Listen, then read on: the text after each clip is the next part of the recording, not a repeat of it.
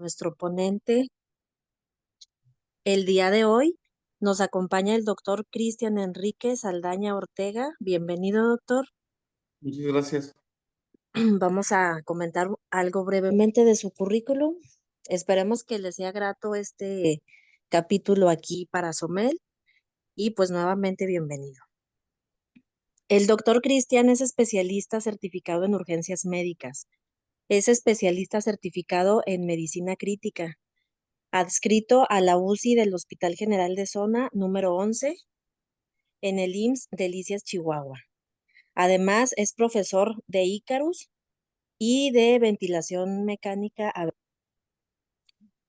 Verlo por acá con nosotros, doctor. Esperamos que no sea la única ocasión.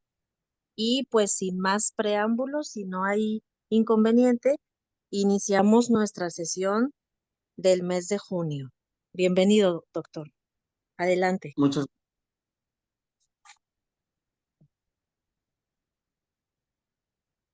Sí, gracias. Nada más, todo bien con la imagen, ¿verdad? sí, todo bien, se ve perfecto. Ok, bueno, agradezco primero que nada la invitación al SOMEL para la plática, espero que sea de su agrado. Y bueno, sin más preámbulo, igual que el mito de Sísifo, donde ese personaje griego es condenado a empujar una piedra hasta que llega a la cima y tiene que volver a empezar. Me gustó la analogía porque el corazón es un órgano muy parecido. Desde las primeras semanas de vida empieza a latir hasta que marca la línea, se detiene y pues caemos en una falla orgánica múltiple y a fin de cuentas nuestra vida se detiene en el último latido.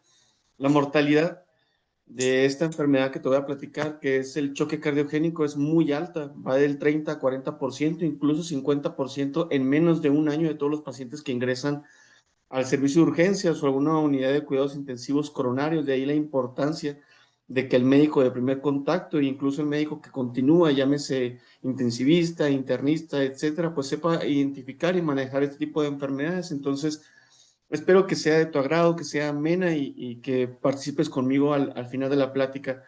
Se titula Manejo del choque cardiogénico en urgencias. Podemos empezar por definir qué es un estado de choque. Yo imagino que a la mayoría de la gente de aquí no tengo mucho que comentarle de estos, pero recordando que el estado de choque a fin de cuentas es un desequilibrio entre el delivery de oxígeno o el aporte de oxígeno y el consumo de oxígeno. Independientemente llámese choque séptico, cardiogénico, neurogénico, todo va a caer en un desequilibrio entre estos dos factores. Y yo como médico, con lo que tengo para trabajar, a fin de cuentas van a ser solamente estas variables, que es el gasto cardíaco, que si tú recuerdas es igual a volumen sistólico por frecuencia cardíaca, es decir, una arritmia, por ejemplo, de 180 o 100 latidos por minuto puede bajar mi gasto cardíaco, al igual que una bradicardia severa. Y el volumen sistólico va a estar determinada y modificada por tres factores, que es la precarga, a fin de cuentas se puede entender como el volumen que llega al final de la telediástole al ventrículo izquierdo, que en términos sencillos es el volumen intravascular. La contractilidad como esta fuerza con la cual eyecta el volumen sistólico al ventrículo izquierdo, y la poscarga, que es la fuerza a la que este ventrículo izquierdo tiene que vencer. Términos sencillos indirectos, pues las resistencias vasculares periféricas. Al igual, el delivery de oxígeno también está modificado, aparte del gasto cardíaco, por los niveles de hemoglobina. Obviamente un paciente que llega con niveles de hemoglobina de 3, pues no voy a perder el tiempo y obviamente voy a ir enfocado a modificar los valores de hemoglobina y llevarlos a los valores mínimos necesarios para que ese delivery de oxígeno se siga permitiendo. Y pues de oxigenación, lo primero que hacemos cuando llega un paciente saturando urgencias, que va desde las puntas nasales hasta la ventilación mecánica invasiva. Por lo tanto, esto está muy interesante y es una de mis diapositivas favoritas porque es con todo lo que trabajamos en el paciente crítico. Yo debo preguntarme en mi paciente en área de choque, ¿qué le debo de modificar? El ritmo, la frecuencia, mi paciente necesita volumen, necesita algún inotrópico, necesita algún vasopresor, necesitamos transfundirlo, necesitamos modificar el intercambio gaseoso, porque si a fin de cuentas tú recuerdas, la presión arterial está determinada por estos mismos factores, que es el gasto cardíaco, por las resistencias vasculares periféricas. Por lo tanto, a la hora de enfrentarme a un paciente hipotenso en urgencias, independientemente de la causa, yo debería de preguntarme antes de pasarle cargas o antes de iniciarle vasopresor de manera temprana, cuál de estos factores de mi presión arterial, que es el gasto cardíaco o las resistencias vasculares periféricas, está modificándose para obviamente ir enfocado en mi terapéutica a esta variable. Ahora, ya entrando al tema de cómo definimos al choque cardiogénico, ha cambiado mucho a través del tiempo. Antes, cuando empezaron a estudiarse sobre todo con los cuadros de Forrester y los catéteres de invasión de la arteria pulmonar, llámese Swan-Ganz, la definición de choque cardiogénico iba más enfocada hacia variables dinámicas, presión de enclavamiento de la presión de la arteria pulmonar, índice cardíaco, gasto cardíaco. Entonces, esto conforme empieza a avanzar a través del tiempo, desde 1999, 2012, 2015, 2022 y actualmente el último consenso del 2025, la definición de choque cardiogénico cambia y vira de variables dinámicas y estáticas que permitían solamente hacer el diagnóstico mediante el uso de métodos invasivos a hacerlo exclusivamente clínico. Entonces cambia de que tú tengas que tener un índice cardíaco menor a 2.2, por ejemplo, o una presión de enclavamiento de la arteria pulmonar arriba de 15, a hacerlo enteramente clínico. ¿Cómo? Mediante la definición de una hipoperfusión, o sea, lo mismo que ya conocemos nosotros, que es estado mental alterado, una piel fría, estado llenado capilar retardado, el paciente con oliguria, estado de lactato alto arriba de 2 o un estado confusional secundario a una causa cardiovascular. Llámese pues un gasto cardíaco inadecuado. Puedes meterle un poco de números, como una presión arterial sistólica menor a 90 por más de 30 minutos, a pesar o con el uso de catecolaminas para mantener esta presión arterial, teniendo en cuenta de que puedes tener congestión pulmonar o no. Entonces, la definición de choque cardiogénico actualmente 2025 es clínica. Tu paciente tiene datos de hipoperfusión, llámese llenado capilar retardado, estado mental alterado o oliguria o anuria con una causa cardiovascular alta, tu paciente tiene un choque cardiogénico hasta no demostrar lo contrario. Y está muy interesante este cambio porque a fin de cuentas ellos lo realizan para que perdamos este estado de ceguera en el que muchos pacientes caían en estado de choque cardiogénico, pero como no entraban en la definición operacional, pues los pasábamos por alto, entonces los cambiábamos de diagnóstico o cambiábamos la terapéutica, pues eso empeoraba completamente el pronóstico. Por lo tanto, como definición y conclusión, cambia la definición de choque cardiogénico actualmente a un estado completamente clínico con una etiología cardiovascular. ¿Qué tan común es la enfermedad de choque cardiogénico? Bueno, dentro de todas las etiologías de choque, a fin de cuentas, el choque séptico sigue ganando en la mayoría de las terapias intensivas, que esto depende mucho del hospital al que se lo preguntes, porque hay hospitales que reciben mucho trauma, hay hospitales que reciben mucho, por ejemplo, cateterismos cardíacos, etcétera, pero en general, la población mundial, pues sabemos que el choque séptico se lleva casi 2/3 partes, pero el choque cardiogénico, si te fijas, alcanza casi el 20% de prevalencia y esto es secundario pues a la alta prevalencia de enfermedades cardiovasculares que tenemos en la población en general. Y dentro de las causas de choque cardiogénico principalmente son dentro de las no isquémicas y no isquémicas la mayoría.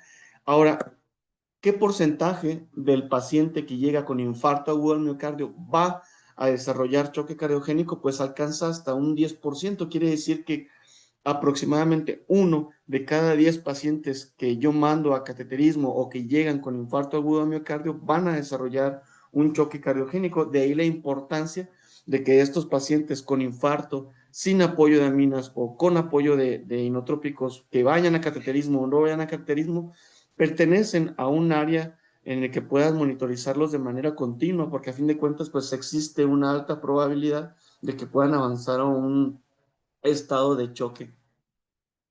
¿Qué puede provocar un choque cardiogénico? Va a depender mucho si la causa es aguda o crónica y a qué estructura del corazón vayamos dirigidos. Por ejemplo, si vamos exclusivamente dirigidos hacia el miocardio, en azul están las causas agudas, pues puedes tener la tromboembolia pulmonar que antes llamábamos masiva y ahora le llamamos de riesgo alto, un infarto del ventrículo derecho, un infarto de ventrículo izquierdo, estrés miocárdico, ruptura de la pared libre del ventrículo derecho, una ruptura del septum, una miocarditis y causas crónicas, pues una hipertensión pulmonar aguda crónica con agudización, una falla cardíaca crónica agudizada por un evento isquémico. Entonces, cualquier dato que disminuya el flujo sanguíneo al miocardio, llámese corazón derecho o izquierdo, pues puede provocar un choque cardiogénico. Al igual, el pericardio también está involucrado, un tamponade cardíaco, recordando que aquí más que la cantidad interesa la velocidad.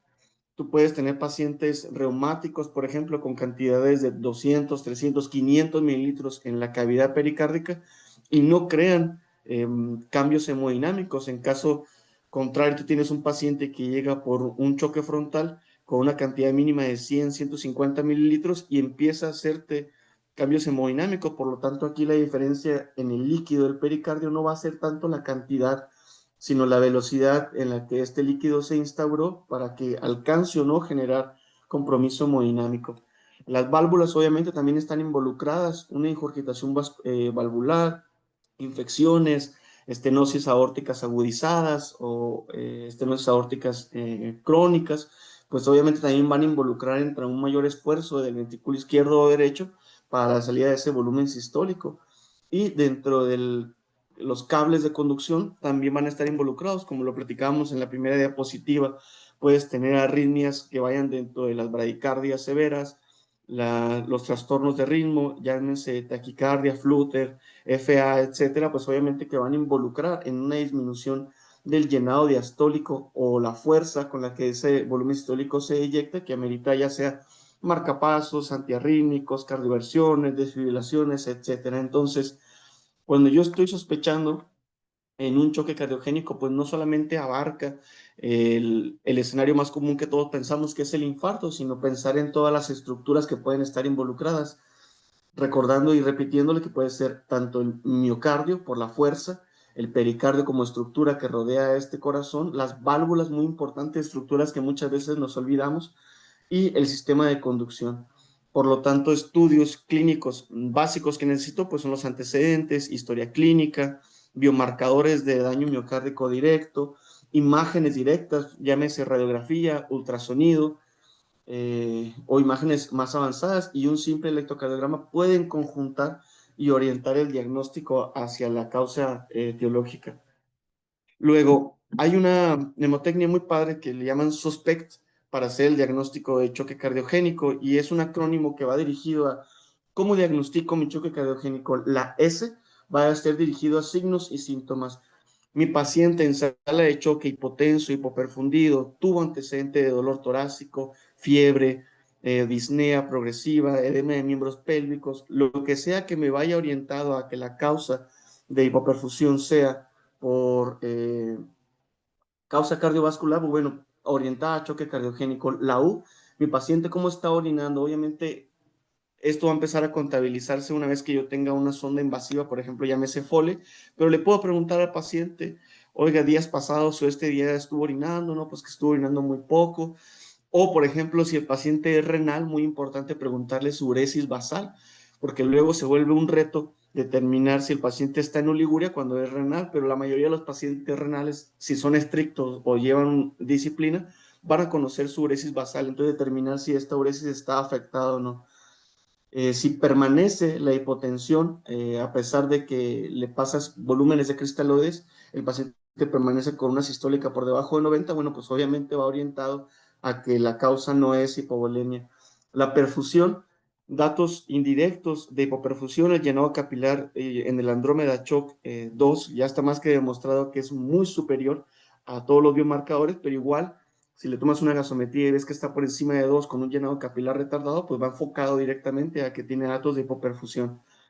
Electrocardiograma y ecocardiograma, ahorita vamos a platicar al final que no importa mucho si no tienes un sectorial, con un convexo podemos obtener muy buenas ventanas y muy buenas respuestas, y el electrocardiograma que bueno, todo paciente geriátrico o mayor de 45 años con disnea, dolor torácico, dolor en epigastrio, pues se gana un electrocardiograma, un estudio muy sencillo que nos puede ofrecer mucha información y datos de congestión, llámese desde edema de miembros pélvicos a datos en ultrasonido que nos puedan orientar a que vamos en la dirección de que está congestivo. Y un estado de triage, y eso está muy interesante porque la sobrevida del paciente en estado de choque, llámese séptico, neurogénico, cardiogénico, está más que demostrado que impacta muchísimo que se identifique en las primeras 2 a 3 horas y que se empiece a dar el tratamiento adecuado. Entonces, desde el paciente o el médico o la doctora que triachea este tipo de pacientes, que ve cambios en sus signos vitales, datos de hipoperfusión y que se active el código choque en general, modifica completamente el pronóstico de mi paciente. Entonces, muy importante la identificación temprana y precoz del estado de choque. Por lo tanto, paciente desorientado, con llenado capilar de 6 segundos, tuvo dolor torácico, cambios raros en su electrocardiograma, no necesariamente los clásicos como elevación del ST, disnea, bueno, deberían de orientar a que mi causa de estado de choque, hacer el diagnóstico obviamente primero de estado de choque, va orientado hacia una causa cardiovascular. Ahora, ¿qué es lo que sucede en choque cardiogénico? Bueno, es un tornado de eventos que empieza con una disminución del flujo sanguíneo al miocardio. Esto obviamente va a llevar a necrosis, un stunt cardíaco puede producir arritmias que a fin de cuentas va a producir que la contractilidad miocárdica disminuya, por lo tanto el gasto cardíaco disminuye. Tu cuerpo de manera inicial va a tratar de generar una respuesta simpático-adrenérgica compensatoria.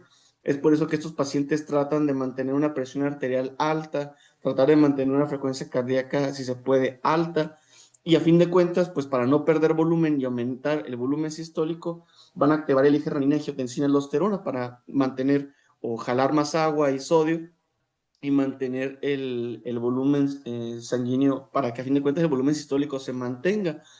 Pero pues esto, a fin de cuentas, esta respuesta simpático-adrenérgica, independientemente de la causa que lo haya llevado, va a llevar a que el miocito empiece a consumir más oxígeno, lo que a fin de cuentas, pues va a generar consecuencias maladaptativas dependiendo de cuánto tiempo yo sostenga a mi corazón bajo este estado de estrés. Y vamos a ver que si este estado se mantiene, pues a fin de cuentas progresa en una disfunción cardíaca global, que a fin de cuentas el disminuir el volumen sistólico no solamente afecta al corazón mismo, sino al resto de los órganos, llámese riñón, hígado, cerebro, y a fin de cuentas empieza a generar datos de falla orgánica múltiple y a fin de cuentas esto genera un estado inflamatorio generalizado y provoca vasodilatación. Y esto es muy interesante porque un estado cardiogénico, un choque cardiogénico progresivo o sostenido, cambia de un estado en el que el problema es la bomba y en la inflamación que conlleva y que lo rodea provoca vasodilatación. Y a veces nos preguntamos por qué mi choque cardiogénico, a pesar de que ya tiene todo el manejo, tiene un perfil hemodinámico, clínico, vasodilatado. Bueno, esto es secundario a que ya estamos en un estado de vasodilatación secundaria, una inflamación severa. Entonces, por eso es que mi paciente puede tener una contractilidad adecuada, pero persiste con la necesidad, por ejemplo, de norepinefrina ante una vasodilatación simplemente por el estado de hipoperfusión que conllevó a una inflamación severa. Y a fin de cuentas, pues si esto se perpetúa, genera vasoplegia, donde ya prácticamente es tierra de nadie y empezamos a utilizar azul de metileno, y esteroides, etcétera, para tratar de llevar a un estado previo al choque al paciente, pero la mayoría de estos pues caen en que pues nos carga y llevamos al estado de muerte. Resumiendo, en causas, todas las que comentamos ahorita, yo lo que debo de preguntarme es: mi paciente tiene oliguria, aumento del lactato, una saturación venosa central, que ahorita vamos a platicar de esto, disminuida, un aumento de las enzimas hepáticas, estado mental alterado, llenado capilar retardado. Bueno, mi paciente se encuentra con datos de bajo gasto. Me pregunto, ¿mi paciente tiene hipotensión, llámese una presión arterial media por debajo de 65 o una presión sistólica por debajo de 90? Empiezo a clasificarlo, y esto es relativamente nuevo, ya tiene algunos años, pero buscan clasificar el estado de choque cardiogénico en un estado de riesgo de choque cardiogénico, que es el estado A, en el que el paciente todavía no tiene hipotensión, pero tiene algún dato clínico de hipoperfusión, y esto me va a servir para identificar sobre todo la etiología. Un estadio B, en el que aquí ya empieza a haber cambios hemodinámicos, si te fijas, ya tiene el paciente datos clínicos, y a pesar de eso, pues ya empieza a tener cambios en su hemodinamia, llámese taquicardia, tendencia hacia la hipotensión sistólica o de la PAM. Entonces, aquí lo podemos clasificar como un estadio B, en el que ya empieza a haber datos clínicos que me están avisando de que la descarga simpático-adrenérgica deja de ser adecuada o deja de ser compensatoria. Y esto, el estadio C, que es el estadio donde normalmente nosotros identificamos al paciente, que es el paciente que llega ya hipotenso y con todos los datos bioquímicos y clínicos de hipoperfusión. Y aquí es donde se busca tanto las guías internacionales de choque que llevemos al paciente de un estadio C a un estadio A. Por lo que se ha visto es que cuando identifico ya al paciente en estadio D, o sea, deteriorado, es muy difícil que lo lleve a un estado previo y es por eso que la mortalidad del choque cardiogénico es tan alta, porque obviamente ya en el estadio E yo me encuentro ya en un estado de vasoplegia, de acidemia severa, de choque refractario, en el que va a ser muy difícil llevarlo a un estadio A. Por lo tanto, mi deber como médico de primer contacto es identificar preferentemente, si se puede, al paciente en estadio A. ¿Qué paciente que me llega a urgencias tiene alto riesgo de hacer choque cardiogénico? Identificar a esos pacientes que tienen valvulopatías, miocarditis, que tienen un infarto sin cambios electrocardiográficos tan francos, por ejemplo, o si lo tienen, pues mandarlo a donde tenga que derivarse para que abran esa arteria coronaria, por ejemplo. Y si yo ya tengo a mi paciente en estado de choque clásico, que es el estadio C, bueno, tratar de llevarlo al estadio A. Entonces, a fin de cuentas, es una escala de clasificación que me sirve para perfilar a mi paciente. Y esto, a fin de cuentas, pues se resume en este cuadro que no se pone en esta bibliografía, se lo voy a pasar al final de la plática, para identificar qué biomarcadores están cambiados dependiendo del estadio en el que me encuentre, cómo se encuentra mi paciente. Obviamente, a mayor letra, o sea, en un estadio E, obviamente todo va a estar peor que en un estadio A, y igual también los perfiles hemodinámicos. Este es un cuadro que conocemos la mayoría, que nos enseñan desde la residencia, que va enfocado a las presiones de llenado y al perfil circulatorio. Tú sabes que las presiones de llenado altas con resistencias vasculares periféricas altas, pues es un choque cardiogénico clásico en el que se beneficia de vasopresor e inotrópico, y todo el resto de los cuadros, pues es nada más para determinar si mi paciente se beneficia de vasopresor o de ponerle diurético para depletarlo, o incluso de un inodilatador. Y obviamente, pues este cuadro es el de Forrest, el que conocemos, y va muy enfocado a la mortalidad. Claro está que aquel paciente que llega pues caliente y seco, pues habla de un estado de perfusión conservada y a fin de cuentas, pues un pulmón que todavía no ha sobrepasado sus presiones de llenado capilares se encuentra seco. Entonces, pues este paciente la mortalidad es muchísimo menor, a diferencia de aquel paciente que se encuentra frío por datos de hipoperfusión y congestivo. Y aquí con el congestivo quisiera tomar un punto a cuenta que no siempre es culpa del paciente, porque a veces empeoramos y llevamos a un paciente de un estado frío y seco, por ejemplo, a frío y mojado, simplemente por las cargas de cristaloides excesivas que tenemos nosotros como parte de las terapéuticas que hacemos para levantar la presión arterial, pues las famosas carguitas que llegamos a utilizar en urgencias o en terapia o en piso. Y a fin de cuentas, pues todo esto lleva a perfilar a un paciente que realmente no necesitas tener dispositivos avanzados para perfilar a tu paciente, llámese chita, vigileo, un catéter de Swan-Ganz o un taller hemodinámico, por ejemplo. Entonces, no tiene por qué cambiar tu tratamiento en la pública como en la priva, porque lo único que necesitas preguntarte en el paciente con choque cardiogénico es, ¿mi paciente está congestivo o no? Y ahorita vamos a ver cómo determinar estas variables. ¿Está bien perfundido o no? Llenado capilar en la rodilla, y este pues es barato, se puede repetir cada hora o cada 2 horas y se puede repetir incluso post tratamiento. Es decir, llegó el paciente con un llenado capilar de 3, de 4 segundos, 6, inicio norepinefrina, inicio norepi, levosimendan, dobuta, inicio líquidos, y mi llenado capilar mejora. Bueno, mi terapéutica tuvo un efecto positivo. No mejora, tal vez mi variable no ha sido la adecuada. Preguntarme por qué está hipotenso. Ya le pasé cargas, por ejemplo, ya le pasé cristaloides, que no debería de ser de manera inicial nuestra primera acción, pero mi paciente sigue hipotenso. Bueno, yo debería preguntarme cuál variable de todas las que acabo de comentar al principio sigue sin modificarse. Y a fin de cuentas, bien importante, antes de o durante el tratamiento del paciente en choque cardiogénico, debo de preguntarme qué fue lo que lo llevó a este estado de choque.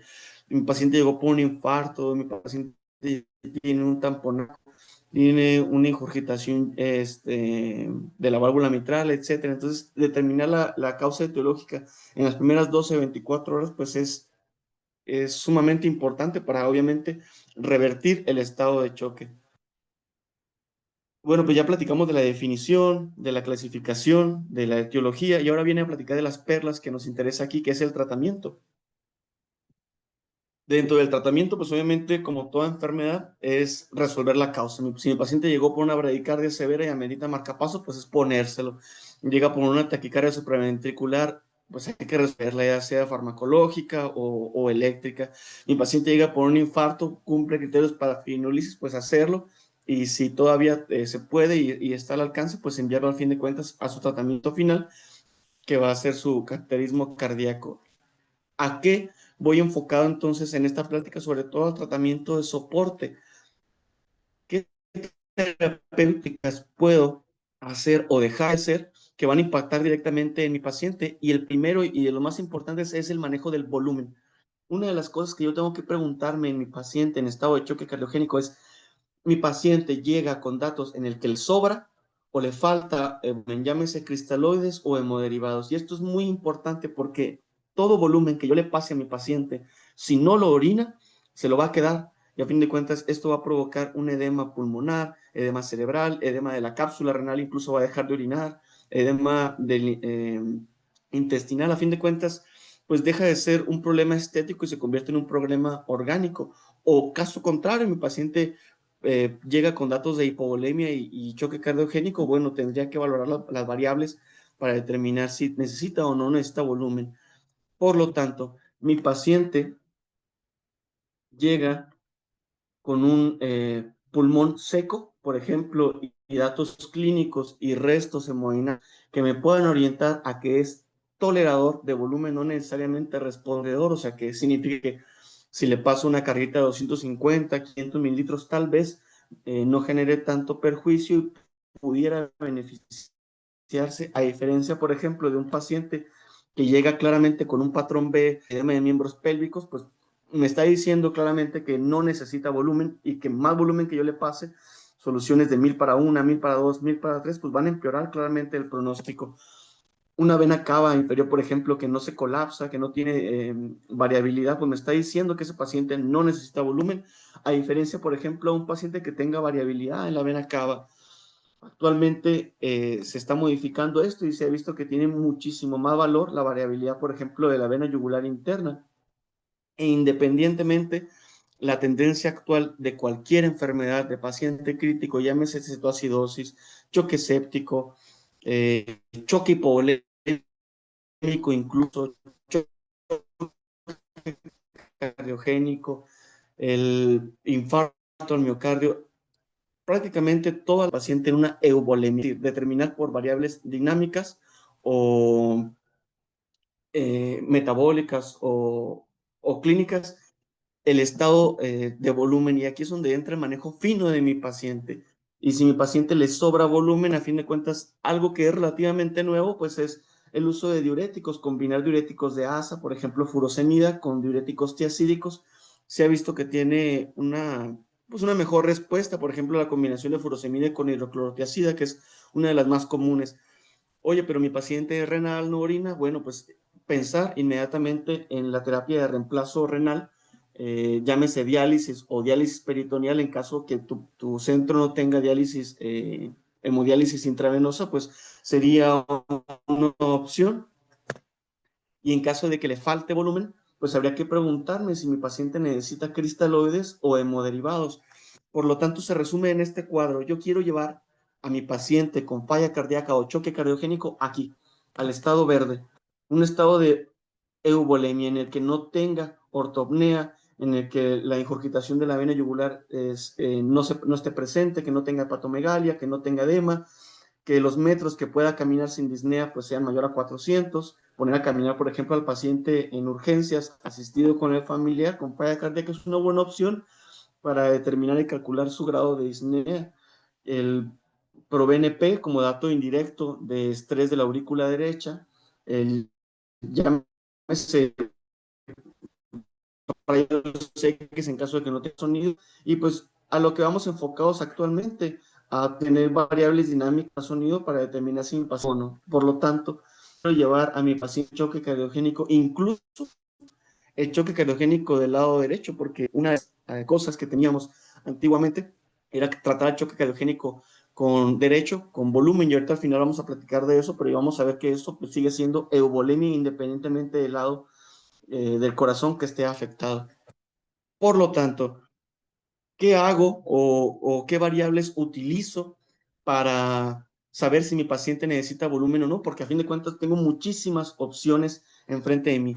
Tengo la opción de medir las cavidades, de hacer variables por ultrasonido mediante ventilación mecánica, levantamiento pasivo de piernas, estrés del ventrículo izquierdo mediante variables de ventilación, presiones de llenado del ventrículo izquierdo, medición de la vena cava, medición de la variabilidad de la vena yugular interna. Por lo tanto, tengo muchas variables a la mano para determinar si mi paciente necesita o pudiera tolerar bien el volumen que le voy a administrar.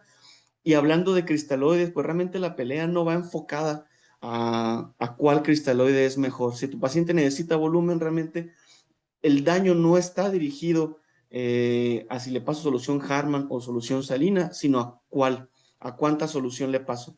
Obviamente, si tu enfoque va dirigido a que el paciente, la tendencia va más hacia la hipernatremia o hacia la hipercloremia, bueno, podría optar por soluciones balanceadas como Harman. Y si no es el caso, pues bueno, la solución salina realmente no es tan dañina porque realmente no es la solución la que hace daño, sino cuánta solución le paso. ¿Cuál variable o cuál opción a determinar si mi paciente necesita volumen o no? Prácticamente la que tú quieras y las que puedas hacer. Obviamente, entre más variables puedas utilizar, mejor. O las opciones que tengas a la mano para determinar respuesta a volumen y no te rompa la cabeza determinando cuál solución, sino más bien pregúntate cuánta cantidad necesita mi paciente y hasta cuánta cantidad voy a empezar a generar daño. Y hablando de hemoderivados, ¿cuándo transfundo a mi paciente con choque cardiogénico? Esto está más que estudiado que la terapia restrictiva, es decir, entre menos transfunda a mi paciente, mejor pronóstico, obviamente por el riesgo que tiene cualquier paciente de la transfusión de un tejido ajeno, llámese paquete globular. En el apartado, sobre todo de síndromes coronarios agudos, se ha visto que valores un poco más altos de hemoglobina críticos, llámese un valor de 9 como mínimo, tiene un mejor pronóstico. Pero pues aquí tendría que valorar estrictamente el riesgo-beneficio de transfundir a mi paciente. A diferencia de los otros estados, séptico y hipovolémico, donde suelen ser un poco más permisivos y un valor de hemoglobina de 7 lo toman como un valor mínimo justificado, pero entonces en choque cardiogénico se pudiera aceptar que un valor de hemoglobina mayor de 9 o 10 genera un mejor pronóstico, como un target de hemoglobina. Hace unas semanas salió este artículo donde hablaban de hemoglobinas bajas con peor pronóstico, dieron a hemoglobinas mayores de 14. Sin embargo, tiene que tomarse con mucho cuidado, ya que no me está diciendo que transfunda a mi paciente, sino simplemente que obviamente que los pacientes que llegan con peores niveles de hemoglobina, pues tienen un peor, incluso por ejemplo, pacientes que entran a cirugía cardíaca, se ha visto que transfundirlos o hacerles una transfusión autóloga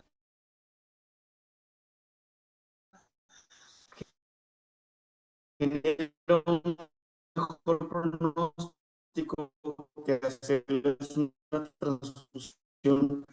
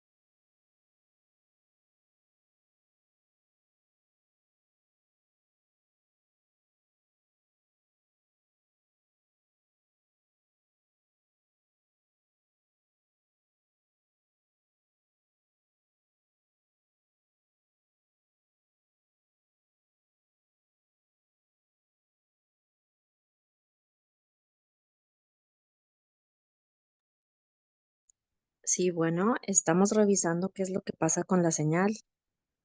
Permítanos un minuto, por favor.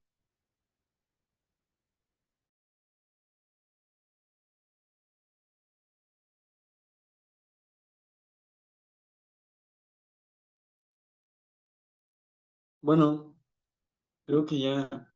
Sí, ok, ¿ya se reanudó la señal?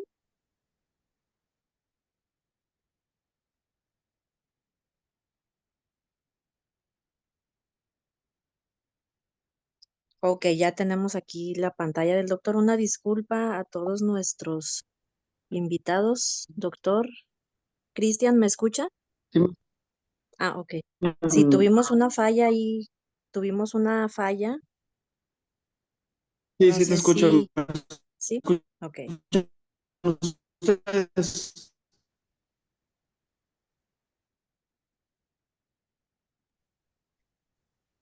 Nuevamente se está trabando un poco, creo.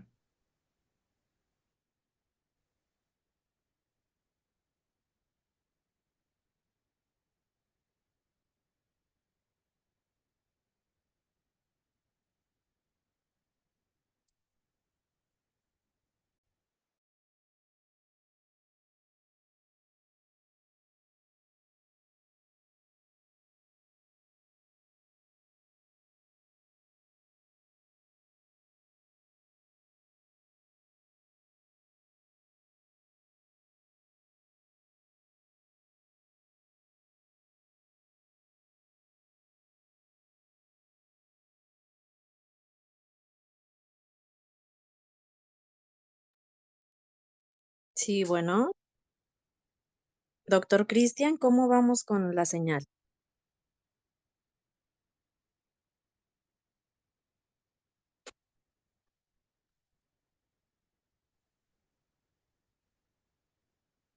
Bueno,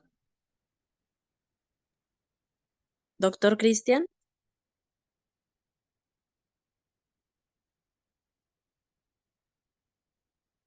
¿me escuchan?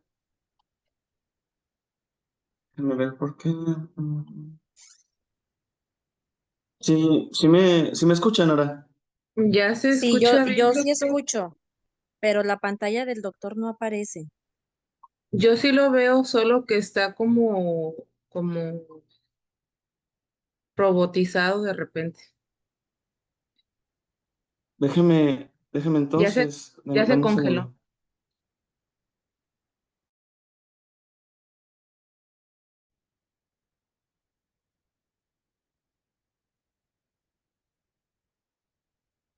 Déjeme ver si lo voy a cambiar. Me escuchan mejor. Sí, hola doctor, ¿sí nos escucha?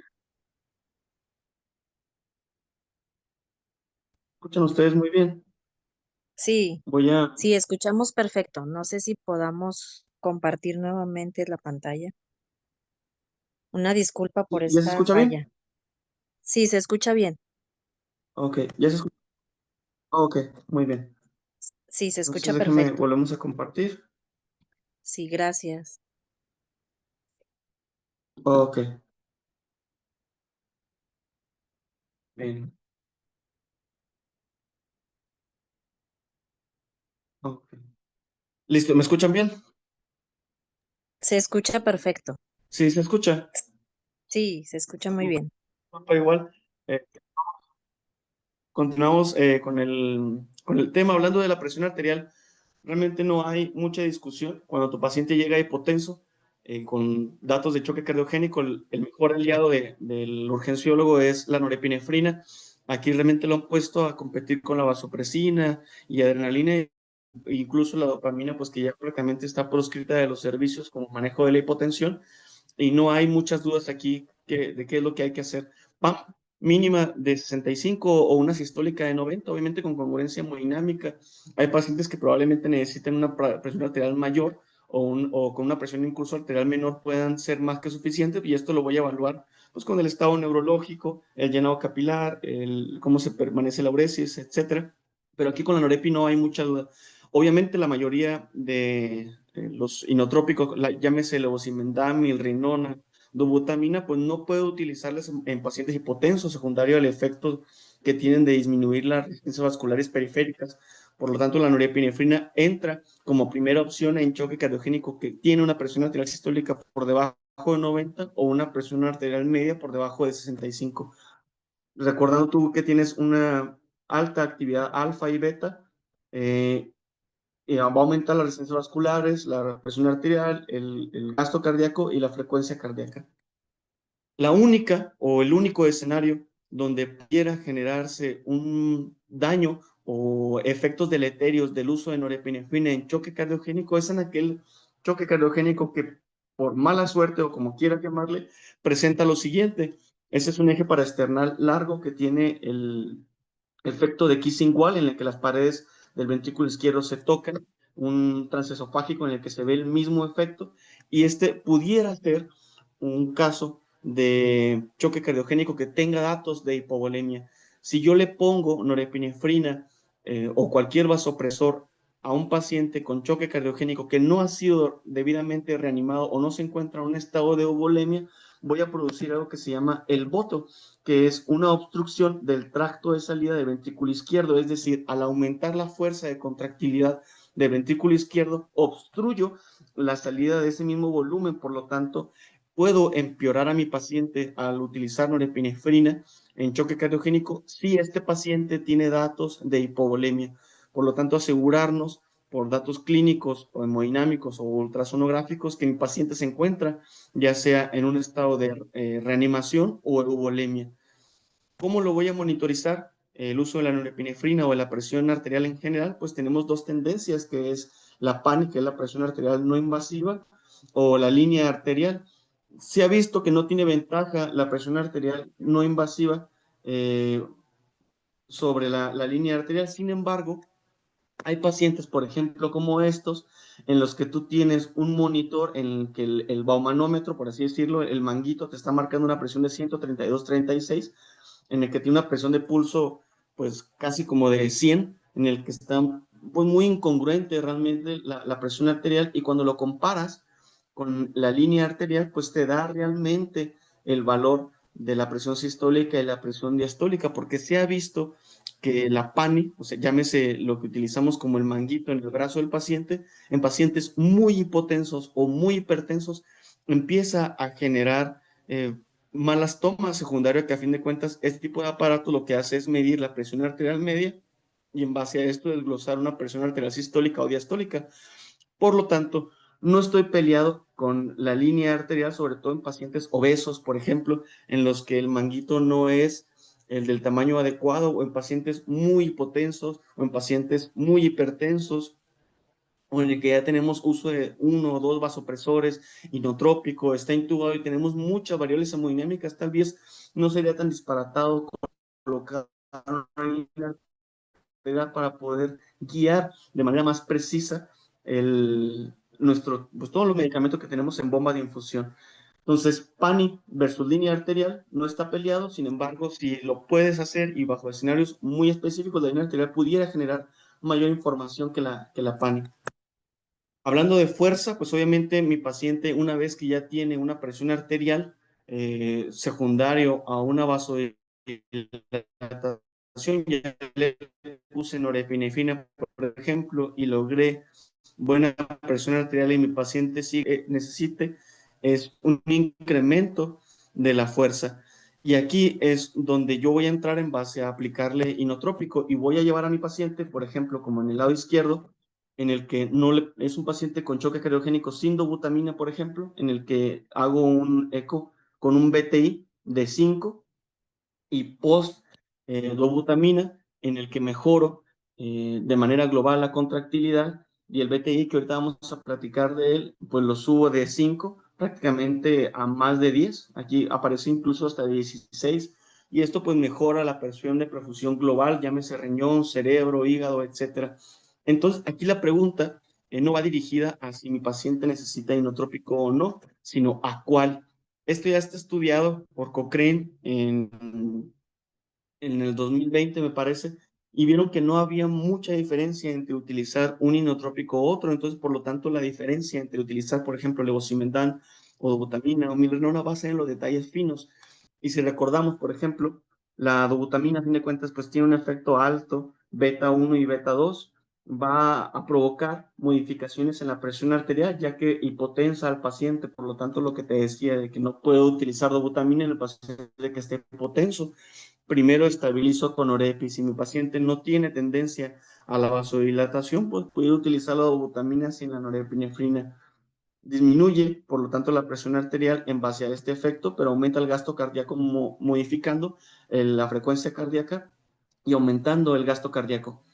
El levosimendan, como inhibidor de la fosfodiesterasa y mejora la sensibilidad del calcio, también tiene un efecto sobre las resistencias vasculares periféricas, disminuyéndolas y aumentando el gasto cardíaco. Y la milrinona, a fin de cuentas, como inhibidor de la fosfodiesterasa, pues también disminuye las resistencias vasculares periféricas. Por lo tanto, ¿cuál va a ser la diferencia entre utilizar dobutamina, milrinona o levosimendan? Bueno, aquí es donde realmente entra la verdadera controversia.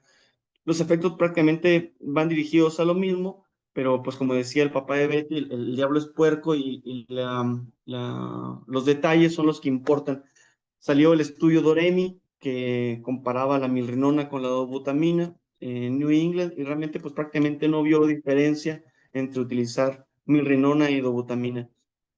Han puesto a competir al levosimendan junto a la dobutamina. Hay estudios viejos como el Survive desde el 2007, hay estudios un poco más nuevos que han sido en centros pues más pequeños, hindúes o egipcios, en el que realmente no han visto alguna diferencia. Sin embargo, actualmente el levosimendan tiene una ligera ventaja sobre la dobutamina en pacientes, sobre todo que tengan fracción de eyección de ventrículo izquierdo, o sea, una FEBI disminuida o que hayan tomado beta bloqueadores como previos. Bueno,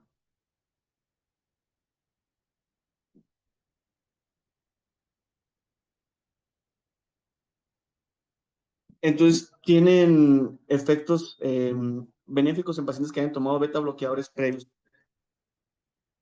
Últimamente, al parecer, están saliendo estudios que tienen una mejor sobrevida, pero solamente en estos pacientes. Por lo tanto, en conclusión, levosimendan en comparación a la dobutamina en escenarios muy seleccionados en insuficiencia cardíaca severa con bajo gasto o pacientes posquirúrgicos que entran a cirugía cardíaca o con beta bloqueo, aparentemente el levosimendan pudiera generar un mayor beneficio que la dobutamina.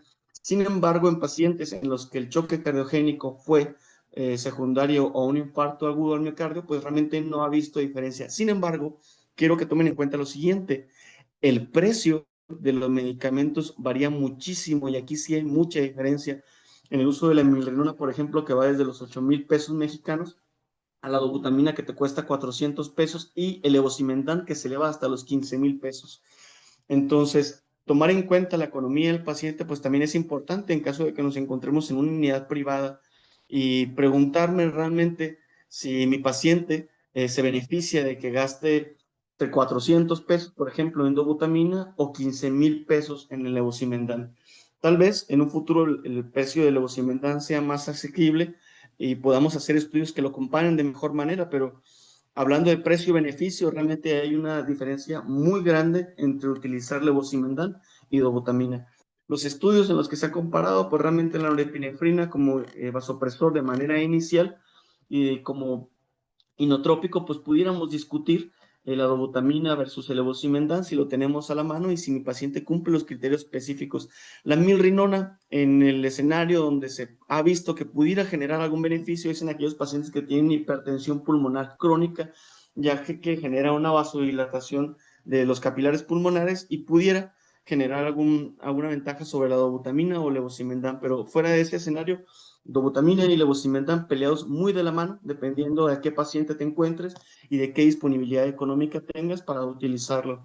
Actualmente se está corriendo el Doremi 2, que aquí realmente vamos a poder determinar si hay un beneficio, porque van a comparar inotrópicos versus placebo para determinar si la dobutamina ejerce una mayor sobrevida, a diferencia, por ejemplo, del levosimendan.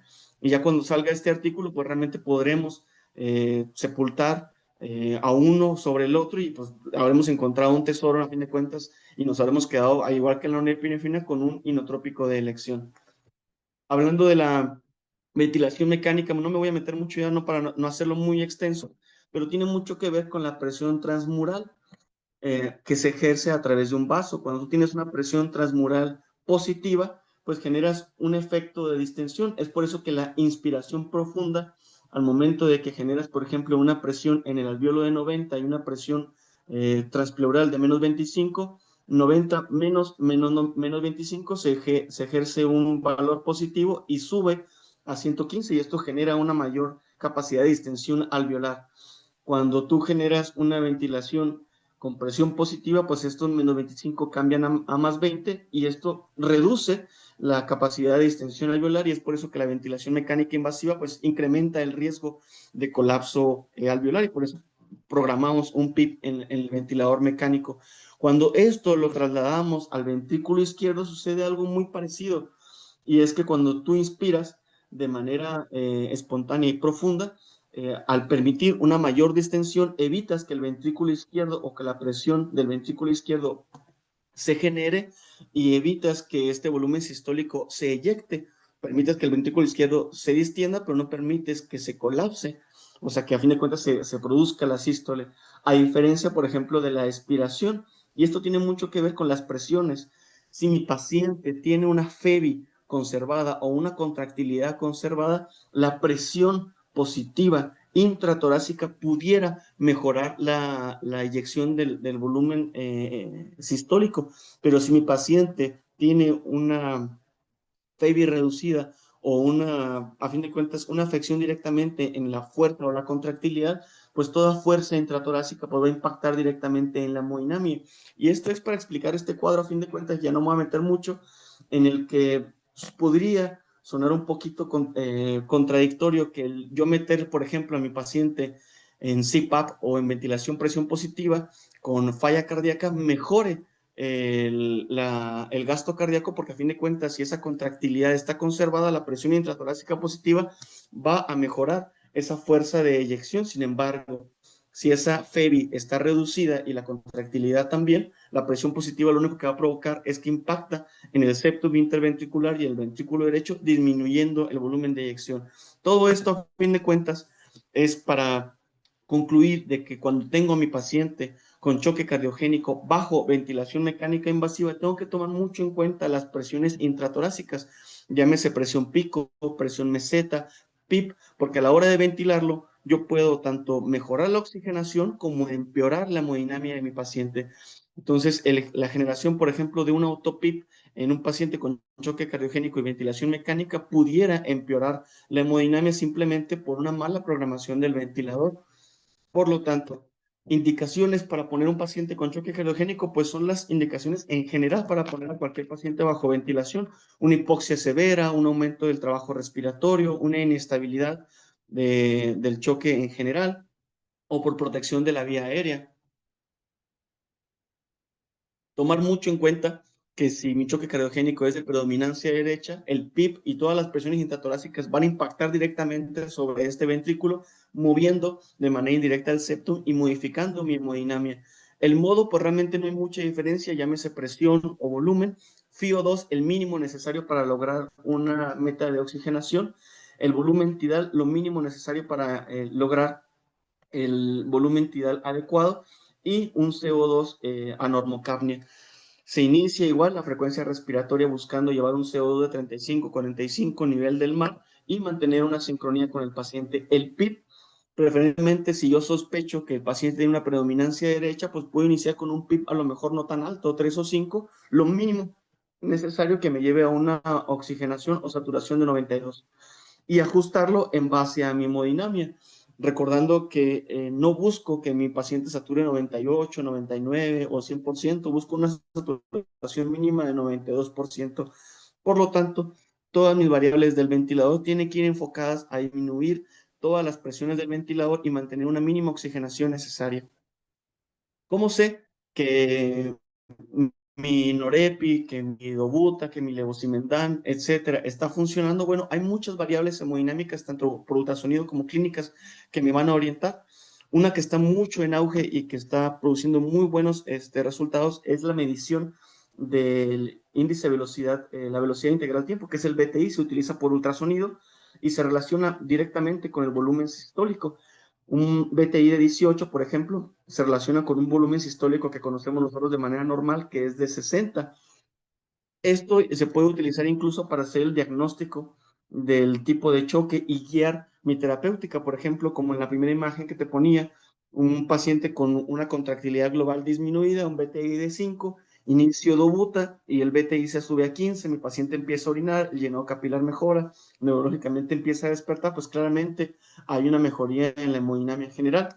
Te dejo un video de Escarramán, muy bueno, que te explica prácticamente cómo se realiza y por qué el BTI eh, tan buena aplicación en este sentido. Al final, en la bibliografía que te voy a pasar, viene este video para que lo cheques con mayor tiempo. Y a fin de cuentas, no quedarte con la conclusión de que si no tengo un sectorial para realizar un ecocardiograma, no puedo ver las ventanas, no puedo medir las variables. Estos son ultrasonidos que hemos grabado nosotros en las diferentes terapias.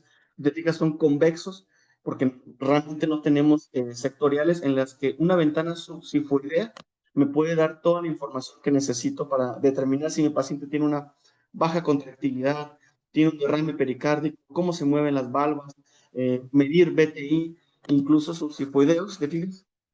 En este eh, se alcanza a determinar la funcionabilidad global del ventrículo izquierdo, si hay un líquido o no, si hay una movilidad del septum, y puedo modificarlo y moverlo para ver incluso cómo está esa vena cava inferior. Entonces, pues no es pretexto. Eso es un eje corto, por ejemplo, en una vena, ventana subsifoidea, y se ha visto que puedo medir BTI también en la ventana subsifoidea como un subrogado, porque a fin de cuentas el volumen sistólico es el mismo en la ventana que lo ves. Puedes tener variables dependiendo del grado de inclinación donde acomodes tu ultrasonido, pero si lo quieres de manera práctica y dinámica, va a servirte para lo mismo. Ahí depende de qué tanto te quieras meter. Pues se ha visto que el MAPSE, por ejemplo, es muy sensible a la hipoperfusión coronaria y va dirigida, pegada de la mano con la contractilidad de las fibras subendocárdicas, el índice de trabajo sistólico, el tiempo isovolumétrico total, o sea, muchas cosas a fin de cuentas, que entre más te quieras meter a hacer ultrasonido cardíaco al paciente con choque cardiogénico, más variables vas a obtener para modificar. Entonces, pues esto ya depende de la persona, de la expertise y de qué tanto quiera practicar y meterse, pero por realmente quedarte con que no necesitas tener un ultrasonido sectorial para obtener las ventanas ni la información que necesitas. Algo muy interesante que todavía se enseña en algunas terapias es la saturación venosa central, y a veces creemos que pues esto ya es una práctica del pasado, como lo es tomarle un agaso central al paciente con choque cardiogénico para determinar si necesita más inotrópico, si necesita más líquidos o sacarle el delta CO2. Y esto viene originado a fin de cuentas que cuando viene cargada la hemoglobina al 100% en un paciente obviamente sin anemia, con un gasto cardíaco de 5 litros por minuto por los 20 mililitros por minuto de una saturación al 100%, esto multiplicado pues te lleva a una delivery de oxígeno de 100 mililitros por minuto. El corazón a fin de cuentas lleva esta hemoglobina cargada de oxígeno al tejido. El tejido normalmente consume a un 25 o un 30% y regresa con una saturación del 70 al 75%. De ahí que nosotros tomemos como un gasto cardíaco normal, que cuando tú le tomas una gasometría venosa central al paciente y si la ves arriba de 70, pues te está diciendo que el gasto cardíaco está adecuado. Sin embargo, tiene que tomarse con muchísimo cuidado porque esto a fin de cuentas está tomado en parámetros experimentales y con pacientes sanos, cargados al 100%, sin trastornos en la hemoglobina y tomando en cuenta de que el tejido tiene 25 al 30% de extracción, y esto pues obviamente está muy modificado dependiendo de las comorbilidades que tenga el paciente y del tipo de choque. Entonces, pues en teoría se escucha muy bien, pero realmente en la práctica pues no funciona como debería. Se debe tomar con mucho cuidado, y el delta CO2 pues es algo muy parecido, y se ha visto que si tú le tomas una gasometría arterial y una gasometría venosa, y si la diferencia del CO2 es mayor a 6, pudieras inferir que el gasto cardíaco está disminuido. Sin embargo, pues tomarlo con muchísima precaución y tomar todas las variables que pueden intervenir para que esto se modifique. Como teoría funciona muy bien, pero a la práctica yo te diría que realmente es una terapéutica muy peligrosa guiar tu reanimación, tu inotrópico o tu vasopresor, simplemente tomándole una gasometría cuando tienes herramientas muchísimo más a la mano, dinámicas y más fáciles de hacer, como es el ultrasonido, para poder guiar tu terapéutica. Swan-Ganz, y aquí es un tema también muy controversial, porque parece ser que existe una corriente quienes apoyan al Swan-Ganz y quienes completamente lo crucifican. Yo te pongo el ejemplo de Michael Jordan. Michael Jordan se entrenó y jugó a fin de cuentas para ser un basquetbolista muy bueno. En algún momento de su carrera se le da por renunciar al básquetbol y se mete al béisbol. Y realmente, a pesar de que era un atleta muy bueno, que tenía las condiciones físicas para, pues a fin de cuentas, pegarle a la bola, realmente nunca tuvo muy buenos números en el béisbol. Y es lo mismo que le sucede al catéter de Swan-Ganz.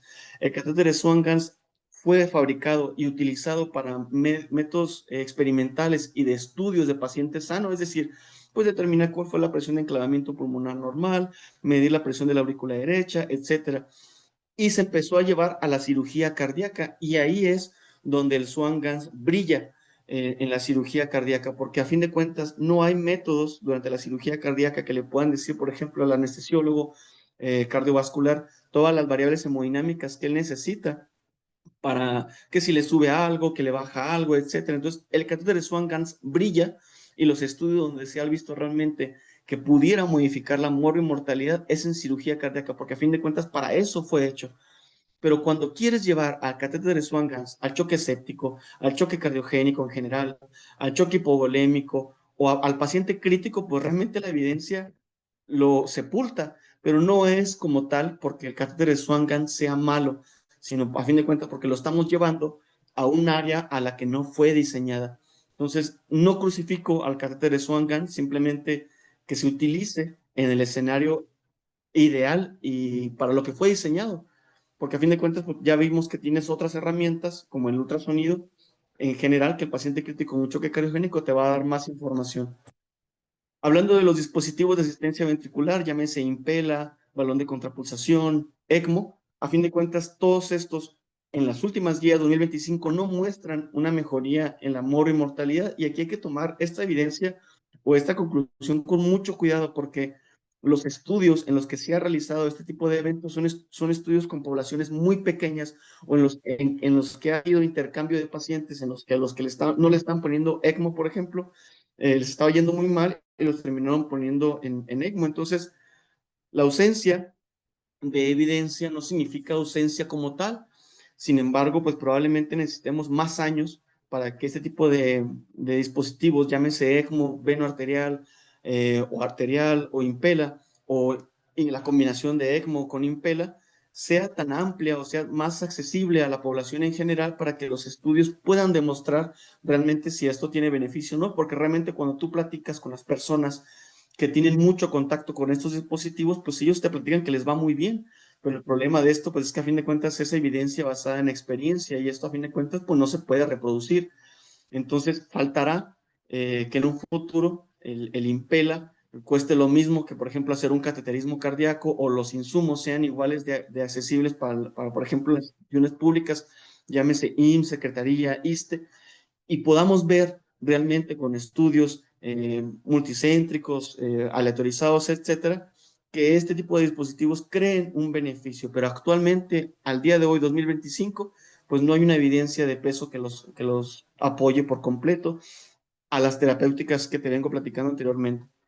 Y a fin de cuentas, la trifuerza del manejo del paciente crítico con choque cardiogénico sigue siendo el mismo.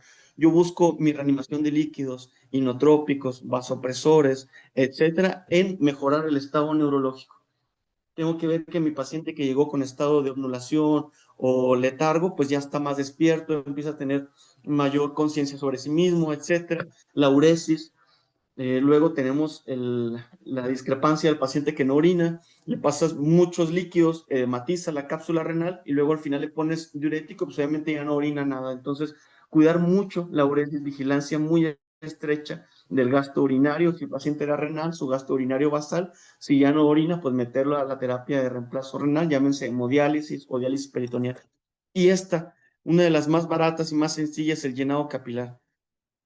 Si yo le pasé líquidos a mi paciente y le iba a beneficiar, el llenado capilar tiene que mejorar. Si le puse Norepi y tengo una PAM de 62, 65 y llegó con un llenado capilar de 8 y está en 3, en 2, en 4 y mejoró, ahí es. Inotrópico, le subo, le bajo la dosis, ve cómo está el llenado capilar. Entonces, no nos toma nada de tiempo, no nos cuesta nada, se puede realizar las veces que tú quieras y me puede dar muchísimo más información incluso que dispositivos avanzados de monitorización. Y por último, el choque cardiogénico derecho, que da para otra plática por completa. Novedades, no se tratan con líquidos como antes. Antes tratábamos de estresar al ventrículo derecho porque a fin de cuentas conocíamos que trabaja bajo presión, no por fuerza, entonces buscábamos distenderlo más con volumen y vimos que esto lo único que hacía era que empeoraba el pronóstico del paciente. Mucho cuidado porque a fin de cuentas los pacientes con choque cardiogénico derecho son más lábiles a los cambios de presiones, a fin de cuentas porque el ventrículo derecho maneja una sistólica de 15 a 30, entonces si tu ventilador maneja una presión de driving pressure de 15, pues va a empezar a pelear con el tracto de salida del ventrículo derecho, va a desviar el septum y va a impactar en el llenado diastólico de tu ventrículo izquierdo. Entonces, cuidar mucho tu ventilador en caso de que tu tratamiento sea ventrículo derecho y que a fin de cuentas, pues pudiera ser un choque cardiogénico que incluso se pudiera beneficiar de venodilatadores para aumentar la precarga sin el uso, sobre todo, de soluciones cristaloides externas. Por lo tanto, como conclusión del choque cardiogénico en general, la definición es clínica, la clasificación es ABCDE, buscar llevar al paciente de un estado C a un estado A, y vasopresor de elección norepinefrina siempre y cuando tu paciente esté hipotenso. Si tu paciente necesita aumento de la fuerza, principales selecciones dobutamina y levosimendan. Levosimendan, ligera mejoría en pacientes que tienen uso de beta bloqueador previo o una fracción de eyección deteriorada. En pacientes con post-IAM, dobutamina igualmente es superior, solamente que esta es un poco más proarritmogénica. Líquidos euvolemia y cuidar mucho las presiones del ventilador. Las variables hemodinámicas clínicas siguen siendo superiores y pegártele al ultrasonido, porque a fin de cuentas el tema de ultrasonido da para toda una plática de respuesta a volumen y de ultrasonido cardíaco. Es muy sencillo, no necesitas incluso ser especialista para empezar a utilizar tu ultrasonido y empezar a ver directamente cómo se ve el corazón.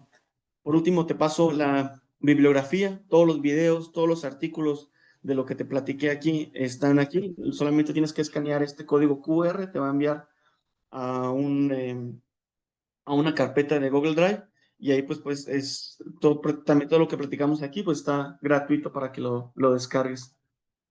Mis redes sociales en caso de que quieras seguirme o quieras hacerme una pregunta o etcétera, o ahorita al final de la plática, un grupo que tenemos de Telegram donde subimos artículos de medicina crítica y de urgencias, que va muy de la mano con el grupo que tiene el doctor Leo de Somel, también de Telegram. Y por último, nada más agradecer la invitación. Espero que te haya gustado mucho la plática y si pudieras hacerme una o dos preguntas respecto a choque cardiogénico, yo encantado de contestarlas.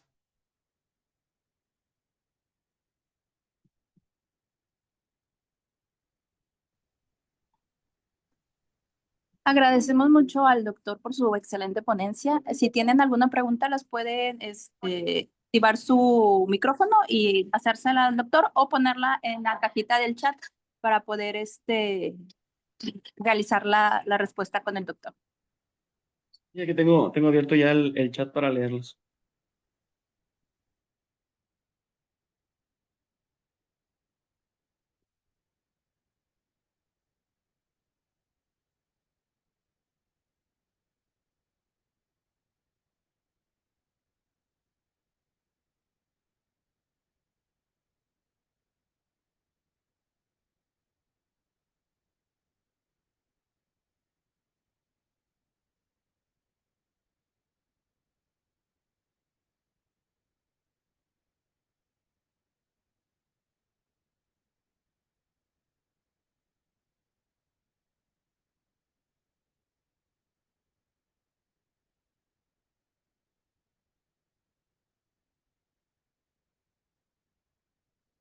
Dice Morales, dosis establecida para diurético en caso de que el paciente lo amerite. Buena pregunta.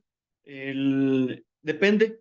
El uso de furosemida, por ejemplo, depende mucho si el paciente era virgen a la furosemida, o sea, en su vida había tocado la furosemida. Se ha visto que un bolo de 20, 40 miligramos en bolo es suficiente. Y en pacientes que previamente utilizaban diuréticos de ASA, doblar la dosis es una buena opción. Recordar que la dosis de furosemida es muy alta. Le puedes poner 60, 100 miligramos cada 6, cada 4 horas sin problema. Y la comparación de furosemida en infusión versus en bolo, pues realmente no hay mucha diferencia. Sin embargo, pues se ha visto que en infusión pudiera generar la ventaja de que pues estás modificando la dosis de manera continua. Lo que sí, algo nuevo, Morales, es que el uso de diuréticos de ASA en combinación con diuréticos tiacídicos como la hidroclorotiazida hacen una sinergia y mejoran el efecto diurético de este tipo de pacientes. Entonces la dosis depende si el paciente era virgen o no, 20, 40 miligramos en bolo, o puedes doblar la dosis previa que utilizaba de furosemida, o hacerle simplemente, en caso de que sospeches de que el paciente va a progresar a una lesión renal, una prueba de estrés de furosemida a 1 miligramo por kilo y valorar la uresis en las primeras 2 horas. Menos de 200 mililitros en las primeras 2 horas, ese paciente muy probablemente va a avanzar a KIN 3 y vaya a necesitar terapia de reemplazo renal. En más de 200 mililitros, ese riñón se encuentra en un buen estado de filtrado glomerular, entonces ya nada más sería ajustar tu dosis de diurético dependiendo de los hallazgos ultrasonográficos. Pregunta Francisco González, el uso de vasopresina en una etapa vasopléjica. Fíjate que en el choque refractario, recordando que el choque cardiogénico cuando progresa, a fin de cuentas el estado inflamatorio que lo llevó al estado de hipoperfusión, va a generar un choque vasodilatado y aquí es tierra de nadie. Pero se ha visto que cuando tú tienes una alta sospecha de un choque vasodilatado con una norepinefrina de más de 0.25 microgramos kilo minuto, ahí es donde tiene que actuar la vasopresina. Entonces, completamente estudiado a favor del uso de la vasopresina cuando tienes datos de choque vasodilatado y tu norepi empieza a aumentar la dosis arriba de 0.2, 0.25 microgramos kilo minuto. Igual aquí te lo apunto. Norepi más de 0.25 microgramos kilo minuto, uso sí o sí de vasopresina. Pero es más que nada para compensar la vasodilatación refleja. Menciona Araceli Martínez, el choque refractario está indicado de un segundo vasopresor. Sí, como le comentaba a Francisco, completamente indicado. Si tu paciente tiene un perfil vasodilatado y la norepi no está siendo suficiente para mantener una presión arterial media de 65 miligramos milímetros sobre mercurio, perdón, pues a fin de cuentas el uso de vasopresina es sí o sí. Recordar que el choque cardiogénico puede progresar a un choque vasodilatado por la inflamación. Entonces sí pudiera comportarse como un choque vasodilatado y pudiera necesitar incluso uso de doble vasopresor.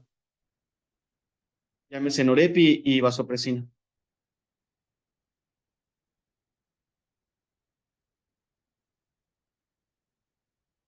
Un saludo para Caleb, que es Francisco González. Espero que haya quedado contestada la pregunta, Caleb.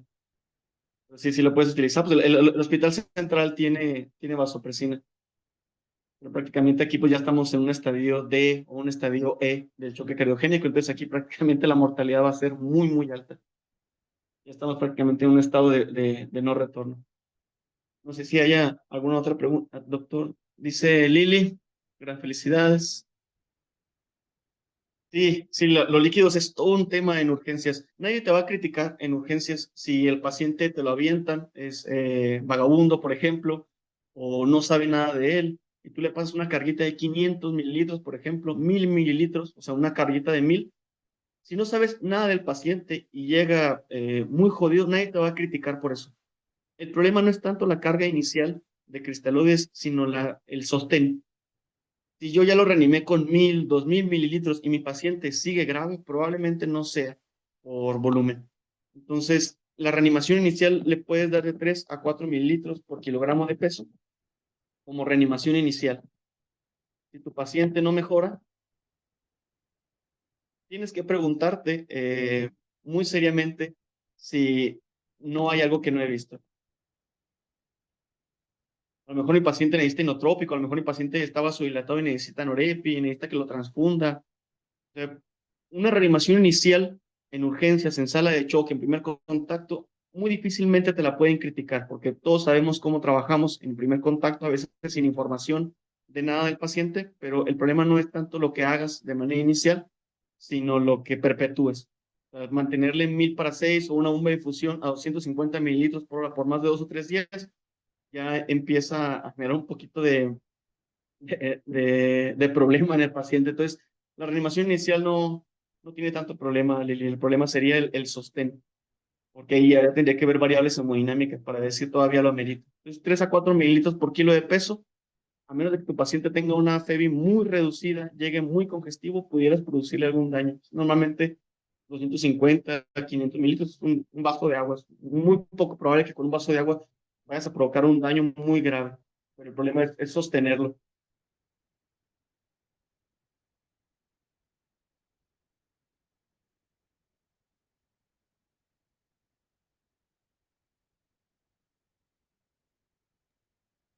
Agradecemos nuevamente al doctor por su excelente ponencia. Muy agradecidos por permitirse este ratito en la mañana con nosotros para darnos esta plática, doctor. Muchas gracias. Muchas gracias a ustedes por la invitación. Estamos en contacto y en un ratito más se le envía su constancia por su participación. Muchas gracias. Muchas gracias. Hasta luego. Hasta luego.